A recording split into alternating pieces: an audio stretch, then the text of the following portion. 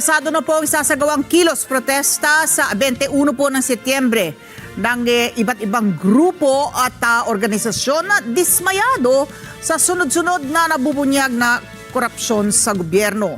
Samantala, kinwestiyon din ng grupong lalahok sa rally ang itinalagang mangunguna dito po sa tinatag na Independent Commission for Infrastructure ni Pangulong Marcos Jr. na si former Supreme Court Justice Andres Reyes Jr. na tinalaga noon sa Korte Suprema ni dating Pangulong Rodrigo Duterte. Erlo Bringas sa detalye. Nagpahayag ngayon ng grupong Artikulo 11 na handa na ang kanilang grupo maging ang iba pa sa gagawing kilos protesta sa Luneta at EDSA sa September 21 para tutulan daw ang sunod-sunod na nabunyag na katiwalian sa gobyerno. Kinabibilangan ng grupo ng mga multi-sectoral groups mula sa grupo ng mga kababaihan, magsasaka at iba pa na nais manawagan sa gobyerno na maging seryoso ito sa gagawing investigasyon at huwag pagtakpan ng ilang tao. Sana raw ang gagawing hakbang ng Pangulo ay maging panibagong panimula na rin ng pagkaseryoso nito na mapanagot ang mga tiwaling opisyal. More or less ito na yun. Independent Commission on Infrastructure ni Pangulong BBM may be considered a good start. Ito po ay, at lalo-lalo na kung ito ay susuportahan ng ating Pangulo, maaari siyang mag-ukit ng maayos na pangalan para sa sarili niya. State of the Nation address. Kung sinabi niyang mahiya naman kayo. This all triggered it. Ang problema lang po, hindi nahiya yung dapat mahiya. Pero nagalit ang taong bayan. So, I think we're on the right track. There must be outrage.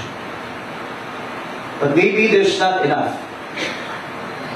Hindi po tayo pa nakakakita ng talagang widespread na outrage o paggalit, pagkamuhi, pagkatiri sa mga ginagawa nitong mga politiko natin. Kabilang din sa kikwestiyonin ng grupo at magiging protesta nila ay ang patuloy na investigasyon ng Senado at Kongreso kaugnay ng maanumalyang flood control project. May tuturing nilang walang silbi ang ginagawang investigasyon ng Senado at Kongreso at may tuturing nilang circus lamang ang nangyayari. Nananawagan din sila sa publiko at hinihikayat ang mga ito na sumama sa gagawin nilang protesta sa September 21 para tutulan ang nabubunyag ng mga korupsyon sa gobyerno. Ang sabi nila, paano daw to, maaari ba humantong sa Nepal, sa Indonesia? Maaari meron tayong makuhang aral sa kanila. Pero wag po natin kalimutan, meron tayong sariling karanasan kung paano magpanagot ng mga korap. Kaya ngayon, nagsama-sama po ang maraming grupo, hindi nakapagtataka kung natatakot na yung mga korap. Ang labang ito, beyond September 21.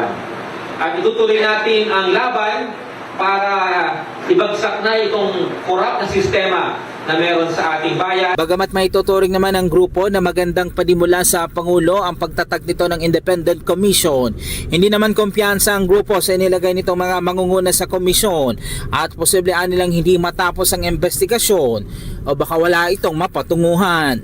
Well, of course,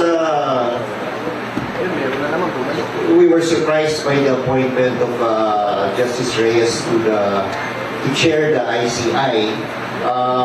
We all know and we are aware that he was appointed to the Supreme Court by President Duterte. We will give him personally ako, I will give him the benefit of the doubt. At kung makikita natin na talagang wala siyang sinasanto at aakyat to the highest positions of the land, then we will applaud him. But kung maamoy ng mga tao na he is covering for some people, then of course, magagalit yung tao. Hindi naman masisi ng Pangulo ang mga magpoprotesta sa darating na linggo. Galit na umano ang mga Pilipino dahil sa talamak na korupsyon sa gobyerno.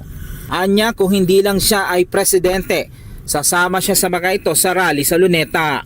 Pero paalala ng Pangulo sa mga rallyista na gawing mapayapa ang kilos protesta. Erlo Bringas para sa Matadang Agila, matatag, matapang, matapa.